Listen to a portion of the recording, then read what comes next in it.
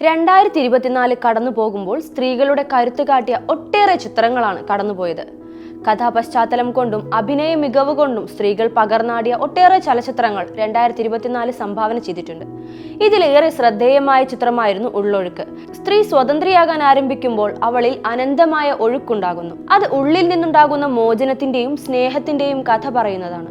വെള്ളപ്പൊക്കത്തിന്റെ പശ്ചാത്തലത്തിൽ ക്രിസ്ത്യൻ കുടുംബത്തിന്റെ കഥാപരിസരത്തിലൂടെയാണ് ഉള്ളൊഴുക്കിന്റെ അഗാധതയിലൂടെയുള്ള സഞ്ചാരം. പ്രേക്ഷകരെ ഇമോഷണലി ഒരുപാട് വീർപ്പ് മുട്ടിക്കുന്ന ഒരു ചിത്രമാണ് ഉള്ളൊഴുക്ക്. 14 അംഗങ്ങളുള്ള അരങ്ങ് എന്ന നാടക ട്രൂപ്പിൽ നടക്കുന്ന സംഭവ വികാസങ്ങളാണ് ആട്ടം സംസാരിക്കുന്നത്.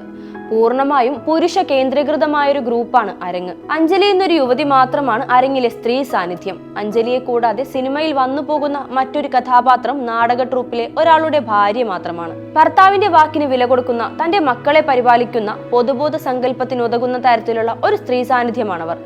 അവിടെയാണ് അഞ്ജലി വ്യത്യസ്തതയാവുന്നത്.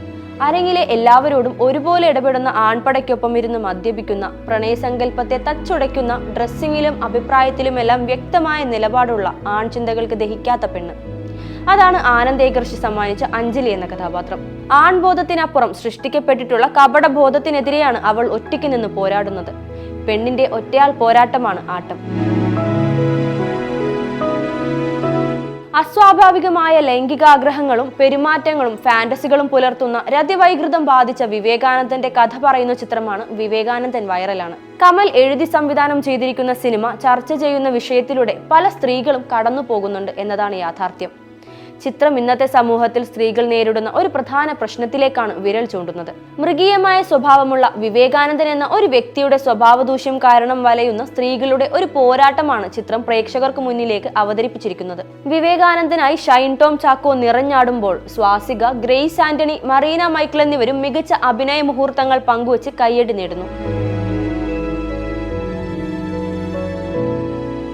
തെന്നിന്ത്യൻ സിനിമയിലെ 5 സ്ത്രീകളെ ഒറ്റ ചരടിൽ കോർത്തിട്ട ചിത്രമാണ് ഹെർ. ഐശ്വര്യ രാജേഷ്, രമ്യ നമ്പീശൻ, ഉർവശി, ലിജോമോൾ ജോസ്, പാർവതി തിരുവോത്ത് എന്നിവരെ കേന്ദ്ര കഥാപാത്രങ്ങളാക്കി ലിജിൻ ജോസ് സംവിധാനം ചെയ്ത ചിത്രമാണിത്. പ്രണയം, ബന്ധങ്ങൾ, ലൈംഗികത, സ്വാതന്ത്ര്യം ഇതെല്ലാം ചിത്രത്തിൽ വിഷയമായി വരുന്നുണ്ട്. 2 തലമുറകൾക്കിടയിലെ മനസ്സിലാക്കലുകളുടെയും കൊടുക്കൽ വാങ്ങലിന്റെയും കഥ കൂടി ചിത്രം പറയുന്നുണ്ട്.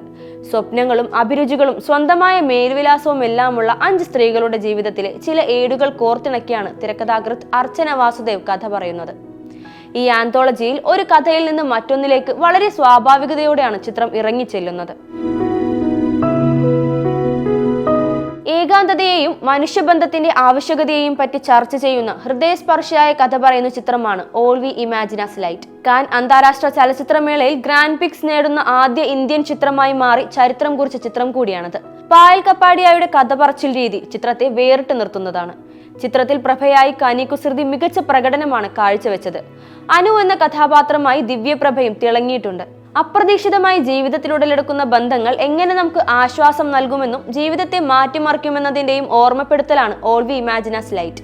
വലിയ ഡയലോഗുകളെ ആശ്രയിക്കുന്നതിന് പകരം നിശബ്ദതയിലൂടെ കഥാപാത്രങ്ങളുടെ മാനസികാവസ്ഥ പ്രേക്ഷകരിലേക്ക് എത്തിക്കാൻ ചിത്രം ശ്രമിച്ചിട്ടുണ്ട്. ഈ നിശബ്ദമായ ഫ്രെയിമുകൾ കഥാപാത്രങ്ങളുടെ വേദനയും മാനസിക സംഘർഷങ്ങളും വരച്ചു കാട്ടുന്നുണ്ട്.